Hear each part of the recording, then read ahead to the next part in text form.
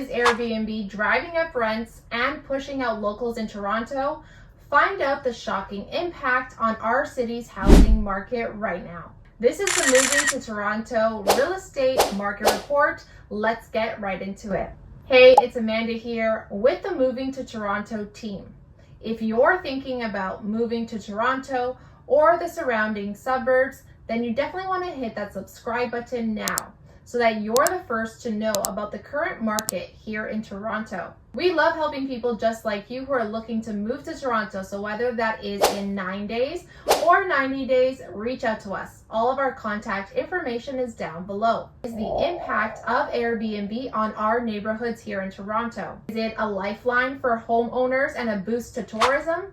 Or is it accelerating the gentrification and pushing out long-term residences? We'll explore both sides of the coin using the insights from a recent Global News article to unpack this complex issue. So before we jump in, let's rewind a bit. What is Airbnb? So Airbnb started as a platform for people to rent out spare rooms or unique spaces in their homes. It offered a more personal and potentially cheaper alternative to hotels. But over time, it has evolved. Now entire homes and condos are being listed on Airbnb, sometimes by investors who own multiple properties. This shift has sparked concerns about its impact on the housing market, the availability, and the affordability. So now let's get back to Toronto. According to this recent Global News report, the number of short-term rentals listed in the city has skyrocketed. This surge has coincided with a significant decrease in rental vacancies and a constant rise in rental prices. The report highlights the story of Trinity Bellwoods. This vibrant neighborhood in Toronto has seen a growing number of Airbnb listings, leading some residents to worry about the losing of the community's character. Now, the question is this: is Airbnb solely responsible for gentrification? Well, it's a complex issue. Experts argue that it is driven by various factors like economic development and infrastructure investments. However, the rise of short-term rentals can make the problem worse by taking away potential long-term rentals from the market. The consequences of a neighborhood in flux can be real for residences. With fewer long-term rentals available, some residences face increased competition and rising rents, potentially forcing them to move out of their own communities. This can disrupt established social networks and displace small businesses that do rely on long-term residences. But it's important to hear all sides of the story.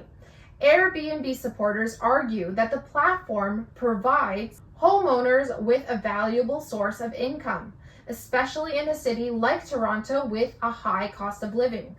They also point out that Airbnb can contribute to tourism by offering unique accommodations. Both are true. Now we need to find the middle ground. Can we have a thriving Airbnb market in Toronto without sacrificing the character and the affordability of our neighborhoods? Municipal governments across Canada are trying to find solutions. In Toronto, they have implemented a bylaw to restrict short-term rentals like Airbnb, which is to list a property for short-term rentals. It must be a primary residence and can only be rented out for up to 180 days out of the year. But even with these restrictions, there are property management companies out there that are teaching investors how to get around these rules. This involves tricks like listing properties under a spouse's name or changing addresses on driver's license. It is a clever workaround, but it's adding fuel to our housing crisis here in Toronto. So the federal government stepped in once again with new measurements. They have made it so that you cannot expense mortgage interest on short-term rentals and have introduced licensing fees as well. These changes aim to make it less lucrative to run an Airbnb business. But despite these efforts, there are a lot of Airbnb arbitrage still happening today. This is where tenants rent a property and then sublet it on Airbnb, often claiming it as their primary residences. Many believe that this practice is inflating rental pricing, but for the most part, these new rules are making some investors rethink their strategies. Some don't think it's worth all of this risk and believe that the money of Airbnb businesses are not there like it used to be. Either way, government regulations alone might not be enough to fix the Toronto housing crisis. Fostering a strong sense of community can be a very powerful tool. Incentives that encourage residences to get to know each other, support local businesses, and vote for reasonable development can help neighborhoods weather the storm of gentrification.